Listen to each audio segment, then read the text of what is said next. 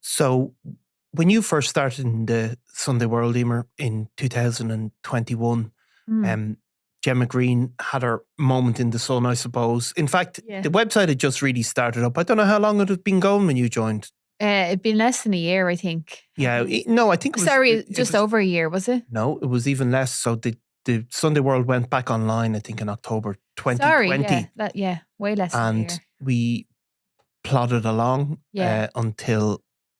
what is it? Is it February? Well, this happened in March. I joined in January, so this happened. You had a really good few months now between both myself and Gemma Greene. Exactly, two notable young ladies. You were going to say something else there, weren't you? And NASA, who's recording the program, she started around that time. One of her first ever crime-related story was to do with Gemma Greene, or one of them anyway. So we started, and the first time we had a story that went really, really viral. And you can see it because we sit down every day looking at this screen of numbers going up and down, basically.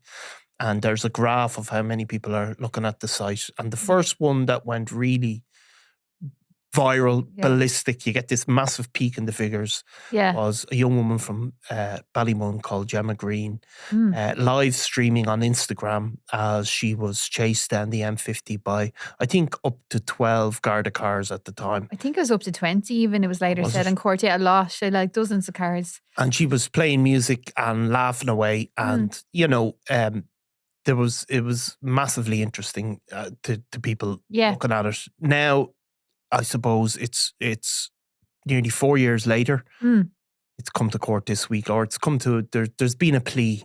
Yeah, so basically, as you said, it was a massive story at the time, probably because of all the factors that it's like a young woman, she's good looking, she has a social media presence, loads of photos, and it's just I suppose it was in the middle of harsh COVID restrictions as well, and she's live streaming a high-speed chase down the M50, but she was originally charged, so there was a lot of stories at the time, and then it obviously for a couple of years there hasn't been much, and now it's back in the news, because when we were researching it today, you could see story after story for a short period of time, and then that was it, because she was obviously before the court. So yeah, this week she pleaded guilty to endangerment, that she intentionally drove towards a Garda during this incident. Essentially what happened was she was stopped, obviously it was COVID restrictions at the time, she was stopped by a Garda in her estate in North Dublin, and she said in an interview after the incident, I just said, I'm not listening to this today. I'm not effing listening to this today. And she just sped off. And she was later, as you said, there was up to 20 guards. There was Garda helicopters in the sky. It went down. She went down as far as Wicklow. She went on to the N11 and then came back and was arrested in Ballymun, was taken out of the car and was converged on by guards and arrested. So she was originally charged with 2 counts of dangerous driving. She was back and forth before court trying to get bail restrictions lifted. And then she was later charged with 13 counts. So they added more counts of dangerous driving. And then she was charged with endangerment and criminal attempt to cause criminal damage, I think. So that was all before her. And we heard that she was due to stand trial. And then all of a sudden this week, it was before the courts where she pleaded guilty to the single endangerment charge. Obviously, that's the more serious one of her driving towards a guard. Yeah, so that'd be, it would be a much more serious charge in general. It wouldn't occur under the Road Traffic Act. I don't think it does. It'd be a separate criminal statute. So I think it can lead, I was just looking it up there, I think it can, the jail term, I think can go up to 7 years. So it is quite a serious offence, I suppose. Yeah, so, I mean, Gemma Greene, in fairness, it says it's a very brief court hearing, and it says she hasn't come to Garda attention since the incident, or not significantly since the incident. And she's also not really hit the social media heights that she did in the aftermath, because when she was eventually charged, and it actually went all over the world, that story. Yeah. Probably because there was not too much going on in COVID terms.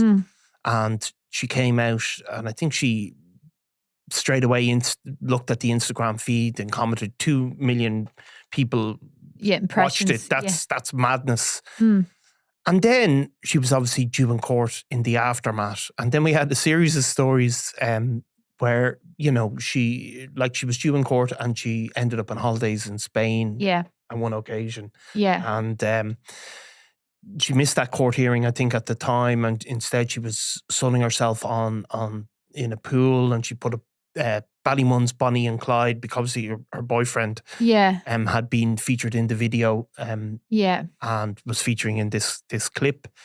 So she started generating all this publicity. You know, she did an interview, as you said, with the Star, where she said she didn't even see the blue light and she just put the foot down, as you said.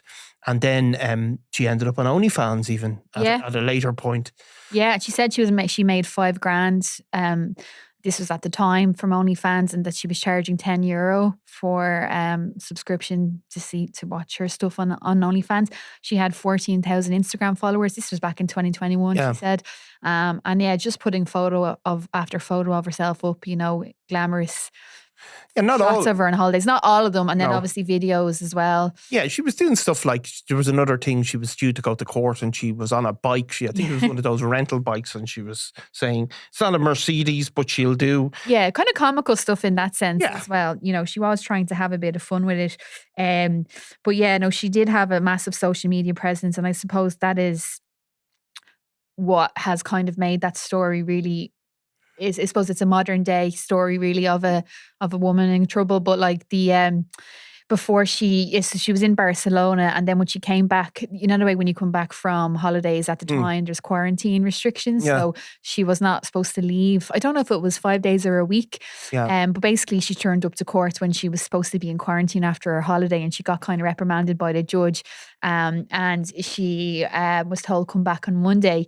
And then, but obviously she sort of always seemed to kind of have the impression of doing what she thought she wanted to do. But yeah, so she was supposed to be in court, or she wasn't supposed to be in court, because at the time I think you were able to not attend if it was a district court matter because of the situation with COVID and stuff like that. So she turned up anyway.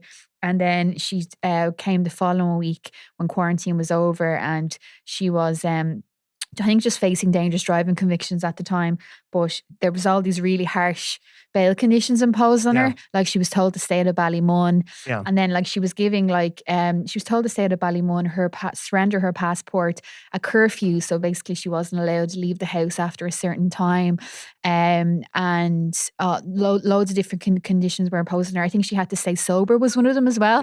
But she basically launched judicial proceedings in the High Court, so she brought this to the High Court.